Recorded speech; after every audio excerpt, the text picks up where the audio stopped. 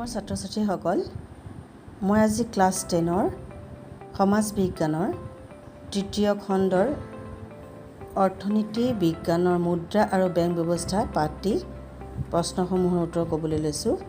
ইতিমধ্যে তোমালোকে মোৰ আগৰ ভিডিঅ'টোত 1ৰ পৰা 8 নম্বৰলৈকে প্ৰশ্নসমূহৰ উত্তৰ পাইছাই নিশ্চয়। এতিয়া আমি পিছৰ প্ৰশ্নসমূহলৈ আহোঁ। এতিয়া প্ৰশ্নসমূহ চোৱা।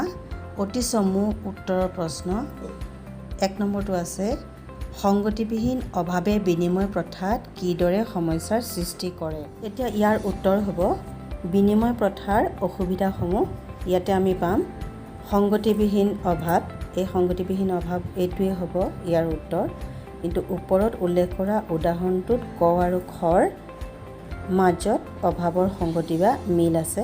এতিয়া আমি ওপৰত উল্লেখ কৰা উদাহৰণটোৰ কথাখিনি লিখিব নালাগে। ক আৰু খৰ ঠাইত আমি ৰাম বা ৰহিমৰ নামো দিব পাৰোঁ বা 1 বা 2 বুলিও দিব পাৰোঁ। এনেকৈ উল্লেখ কৰি সেইখিনিৰ পৰা এই গোটেই কথাখিনি লিখি আহিব লাগিব আৰু শেষত ইয়ালৈকে মাছ কিনিছে এইখিনিলৈকে লিখিব লাগিব, তেতিয়া কুৱেশ্যনটো এনচাৰ হ'ব। এতিয়া 2 নম্বৰ প্ৰশ্নটো আছে, মূল্যৰ ভাণ্ডাৰ বুলিলে কি বুজা? এতিয়া এই প্ৰশ্নটোৰ উত্তৰ হ'ব যে মূল্যৰ ভাণ্ডাৰৰ অভাৱ এইখিনিৰ পৰাই হ'ব যে মূল্য বুলিলে সা সামগ্ৰীৰ মূল্য বুজিব লাগিব বা সামগ্ৰীবোৰ বেছিদিন নীতিকে মাছ, গাখীৰ, কণী ইত্যাদি বেছিদিন সাঁচি ৰাখিব নোৱাৰি এইবিলাক বস্তু। গতিকে বেছিদিন সাঁচি থ'লেও সেইবোৰ নষ্ট হৈ যাব। বিনিময় প্ৰথাত মূল্যৰ ওপৰত সামগ্ৰীৰ ভাণ্ডাৰ সঞ্চয় কৰিব লাগিব। এই গোটেই কথাখিনি লিখিব লাগিব। তাৰপিছত শেষত আমি এইখিনি কথা লগত গোটেইখিনি লগাই যাব লাগিব যে ফল মূল শাক পাচলিৰ দৰে এই সঞ্চয় নষ্ট হৈ নাযায় বা ব্যক্তি এগৰাকীয়ে এই সঞ্চয় নিজৰ লগতে নাৰাখি বেংকতো জমা থ'ব পাৰে। যেতিয়াই প্ৰয়োজন হয় তেতিয়াই সঞ্চয় কৰি থোৱা ধনৰ বিপৰীতে লাগতিয়াল সামগ্ৰীসমূহ সংগ্ৰহ কৰি ল'ব পাৰি। মুদ্ৰা হ'ল সা সামগ্ৰীৰ মূল্যৰ ভাণ্ডাৰ। তাৰ পিছৰ প্ৰশ্নটো আছে, মুদ্ৰাৰ কোনটো বৈশিষ্ট্য সবাতোকৈ গুৰুত্বপূৰ্ণ আৰু কিয়? ইয়াৰ উত্তৰ হ'ব, আমি এতিয়া মুদ্ৰাৰ বৈশিষ্ট্যসমূহতে ইয়াৰ উত্তৰ পাম। সাধাৰণতে মুদ্ৰাৰ সাধাৰণ গ্ৰহণযোগ্যতা থাকিব লাগিব, এইটোৱে হৈছে আটাইতকৈ গুৰুত্বপূৰ্ণ বৈশিষ্ট্য। ইয়াৰ উত্তৰটো সেইটোৱেই হ'ব যে মুদ্ৰাৰ সাধাৰণ গ্ৰহণযোগ্যতা থাকিব লাগিব, এইটোৱে হৈছে আটাইতকৈ গুৰুত্বপূৰ্ণ বৈশিষ্ট্য। আৰু এই কাৰণেই গুৰুত্বপূৰ্ণ যে মুদ্ৰাৰ সাধাৰণ গ্ৰহণযোগ্যতা নাথাকিলে মুদ্ৰা বিনিময় মাধ্যম হ'ব নোৱাৰে, সেইটো লিখিব লাগিব। ইয়াৰ পিছৰ প্ৰশ্নটো আছে, মুদ্ৰাৰ তাৰল্য গুণ কি? ইয়াৰ উত্তৰ এইটো হ'ব মুদ্ৰাৰ তাৰল্য গুণ। উত্তৰ এইখিনিৰ পৰা লিখিব লাগিব, যিকোনো মুদ্ৰা সমমূল্যৰ সা সামগ্ৰীলৈ তৎক্ষণাত আৰু প্ৰত্যক্ষভাৱে ৰূপান্তৰিত হ'লেই মুদ্ৰাৰ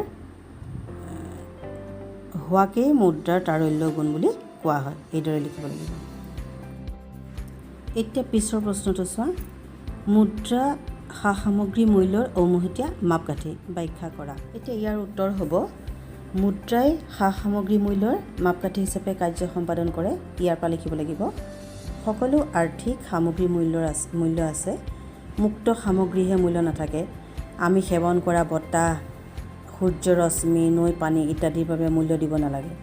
যিবোৰ সামগ্ৰী বজাৰত বেচা কিনা হয় সেইবোৰ সামগ্ৰীৰ মূল্য আছে। মুদ্ৰাৰ ৰূপত প্ৰকাশ কৰা সামগ্ৰীৰ বিনিময় মূল্যই হ'ল সামগ্ৰীৰ দাম। মুদ্ৰা সামগ্ৰীৰ মূল্য উমৈহতীয়া মাপকাঠি, কাৰণ সকলো আৰ্থিক সামগ্ৰীৰ মূল্য মুদ্ৰাৰ ৰূপত প্ৰকাশ কৰা হয়। এইখিনি কথা লিখিব লাগিব। এতিয়া পিছৰ প্ৰশ্নটো আছে, সসীম বিহিত আৰু অসীম বিহিত মুদ্ৰাৰ পাৰ্থক্য কি? এতিয়া ইয়াৰ উত্তৰ হ'ব, ইয়াৰ উত্তৰ আমি বিহিত মুদ্ৰাত পাম।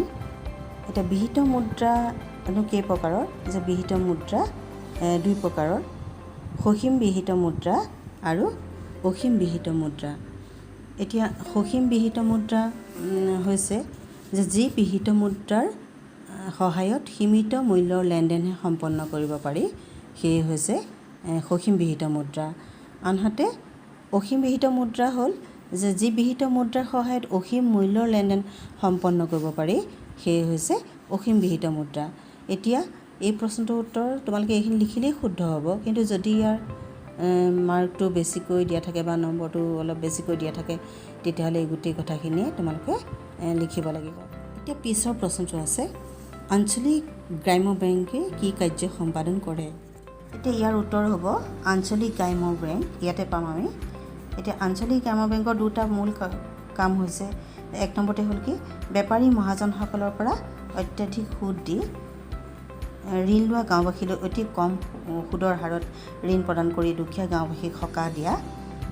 আৰু দ্বিতীয়তে বা 2 নম্বৰ হৈছে গ্ৰাম্য সঞ্চয় সংগ্ৰহ কৰি বিভিন্ন উৎপাদনমূলক কাৰ্যত সেই সঞ্চয় ব্যয় কৰা। এই দুটাই হ'ব ইয়াৰ প্ৰশ্নৰ উত্তৰ। এতিয়া 8 নম্বৰ প্ৰশ্নটো আছে, অনা বেংক প্ৰতিষ্ঠানসমূহ বেংকতকৈ কি অৰ্থত বেলেগ?